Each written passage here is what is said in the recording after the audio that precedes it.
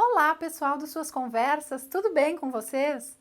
Hoje a gente vai para a nossa segunda conversa sobre a segurança alimentar. Eu tenho recebido muitas dúvidas sobre esse assunto e percebo que muita gente ainda desconhece o Sistema Nacional de Segurança Alimentar e Nutricional, o SISAN. No vídeo anterior, que eu vou deixar aqui no card, a gente fez uma viagem pela linha do tempo da segurança alimentar, desde os estudos de Josué de Castro sobre o tema da fome no Brasil, até a implantação do SISAN. Hoje, a conversa é mais prática, para você conhecer 5 das principais ações que fazem parte da política de segurança alimentar. Gostou desse tema? Então vamos lá para mais essa conversa. Eu sou Ana Pincolini e esse é o Suas Conversas.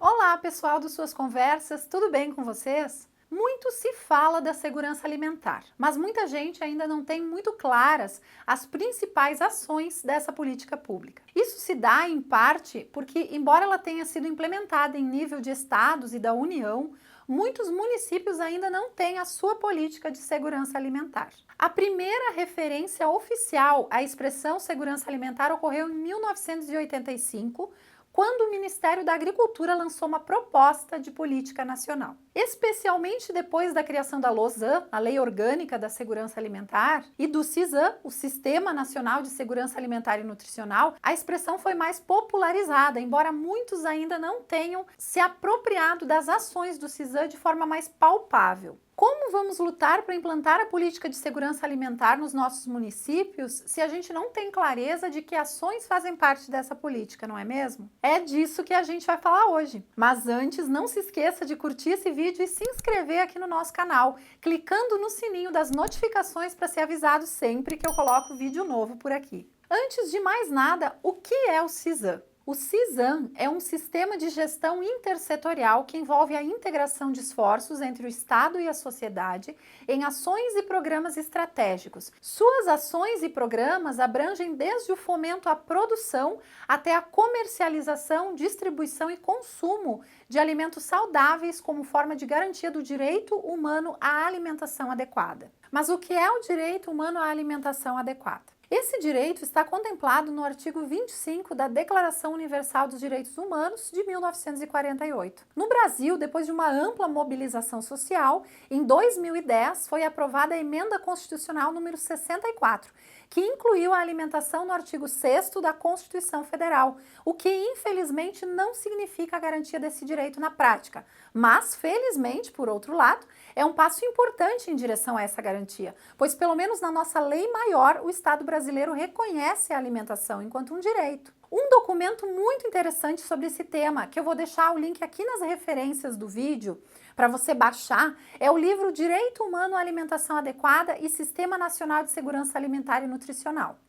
Esse livro foi organizado por Marília Leão e foi editado em 2013 pelo MDS em parceria com a Abrande, a Ação Brasileira pela Nutrição e Direitos Humanos. Conforme essa publicação, o direito humano à alimentação adequada começa pela luta contra a fome, mas não se restringe a ela, porque afinal, mesmo na área da alimentação, a gente não quer só comida. Quando se fala nesse direito, não se está falando só daqueles que não têm acesso a alimentos, mas ao direito de todos de consumirem alimentos de qualidade, em quantidade e diversidade adequadas, respeitando hábitos alimentares de sua cultura. A plena realização desse direito para uma comunidade indígena não é igual à dos moradores de uma cidade.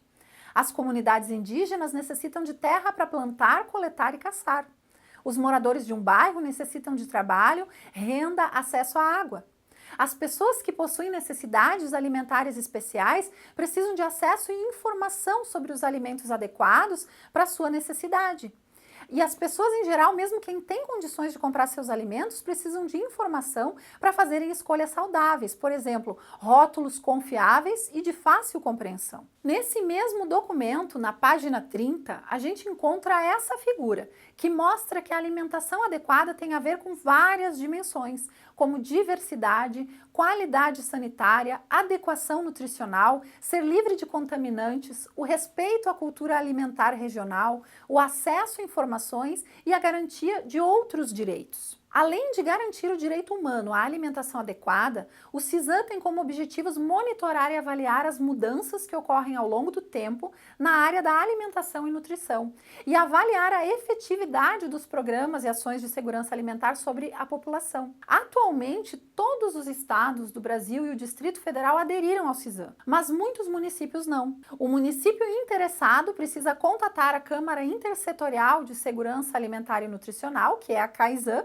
ou o Conselho de Segurança Alimentar e Nutricional, o CONSEA, do seu estado. A adesão ao CISAM é voluntária e foi regulamentada pelo decreto 7272 de agosto de 2010, que eu também vou deixar nas referências para você baixar e ver que requisitos o seu município precisa atender para aderir ao CISAM. Com a adesão, o município recebe apoio para o desenvolvimento e a organização da política de segurança alimentar em nível local. Além disso, ele pode solicitar recursos financeiros para implantar equipamentos públicos de segurança alimentar, através de editais lançados periodicamente. Mas afinal, quais as ações e programas estratégicos que podem ser desenvolvidos na área de segurança alimentar?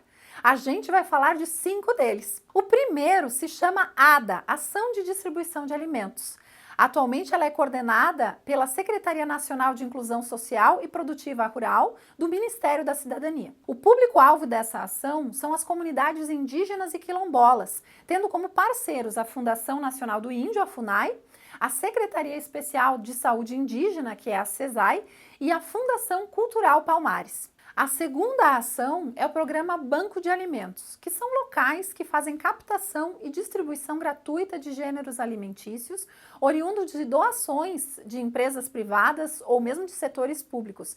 São alimentos que seriam desperdiçados e são destinados a instituições sociais que atendem um público em situação de vulnerabilidade social. Via de regra, são arrecadados alimentos sem valor comercial, doados por empresas do setor alimentício. Os bancos de alimentos são reconhecidos pela Rede Brasileira de Bancos de Alimentos, após comprovarem o funcionamento regular e formalizarem compromissos com essa rede. Os bancos são destinados a promover a alimentação adequada e saudável e a valorizar hábitos alimentares regionais, apoiar a logística de outros programas de segurança alimentar, como o Programa de Aquisição de Alimentos, que é o PAA, e do Programa Nacional de Alimentação Escolar, o PNAE. Reduzir desperdício de alimentos que ofereçam qualidade sanitária e sensorial adequadas para o consumo humano e desenvolver atividades de educação alimentar e nutricional em conjunto com organizações sociais. O terceiro programa estratégico de segurança alimentar é o programa Cozinhas Comunitárias. As cozinhas comunitárias são equipamentos públicos de segurança alimentar e nutricional que possuem capacidade mínima de produção de 100 refeições diárias e funcionamento mínimo de 5 dias na semana. Elas devem estar instaladas em locais estratégicos, por exemplo, perto do CRAS, no seu território de abrangência, para atender a população vulnerável. Além da oferta de refeições saudáveis e adequadas para os que estão em vulnerabilidade social e em situação de insegurança alimentar e nutricional, as cozinhas comunitárias desenvolvem atividades de inclusão social e produtiva, fortalecimento de ações coletivas e identidade comunitária e ações de educação alimentar e nutricional. São uma estratégia destinada a municípios que apresentam elevado número de pessoas em situação de pobreza e de pobreza extrema e atendem pessoas em situação de insegurança alimentar, como trabalhadores de baixa renda, idosos, desempregados, enfim. Quarto programa que vamos citar aqui é o programa Restaurante Popular. Os restaurantes populares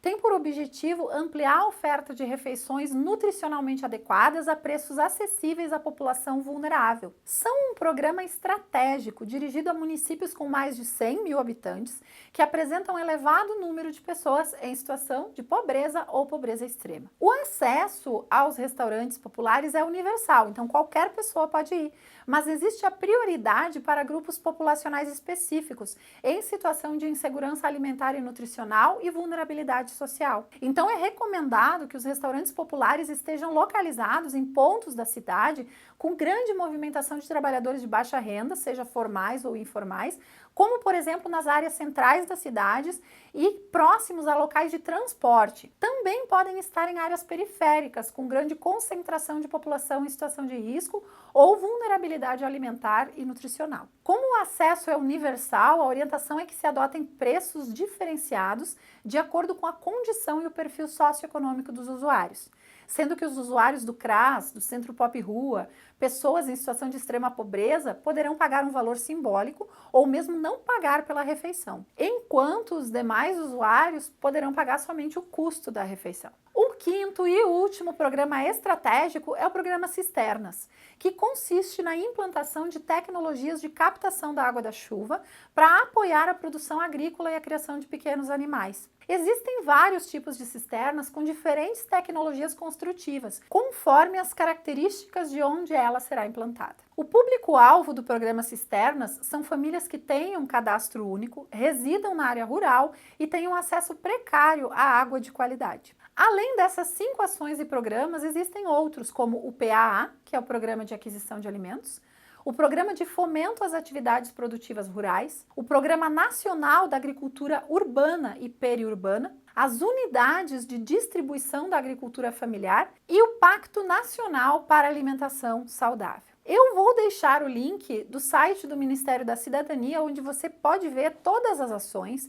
e, conforme a realidade do seu município, problematizar com a prefeitura a adesão ao CISAM e a implantação de algumas dessas ações. Lembrando que nós, trabalhadores do SUAS, devemos estar na linha de frente, tensionando para a implementação de políticas públicas em nossos municípios. A luta pela implantação da segurança alimentar é uma luta nossa também. Por isso é importante se informar sobre essas ações e construir pontes no sentido de efetivar a segurança alimentar, senão a gente vai continuar eternamente tapando furo, tapando sol com a peneira, atendendo de modo precário com as nossas cestas básicas, que são um benefício eventual, necessidades que na verdade são de segurança alimentar e nutricional e que melhor seriam atendidas por alguns dos programas e ações que eu elenquei aqui. Espero que vocês tenham gostado e lembro que nas referências desse vídeo você encontra muitos documentos para se apropriar de forma qualificada das ações de segurança alimentar e propor essas discussões no seu município. Lembre-se que o maior grau de participação social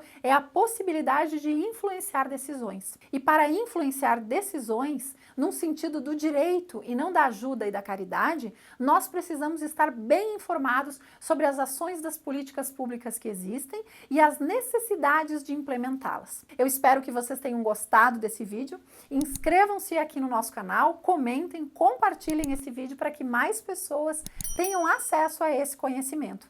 A gente se vê na próxima conversa. Tchau!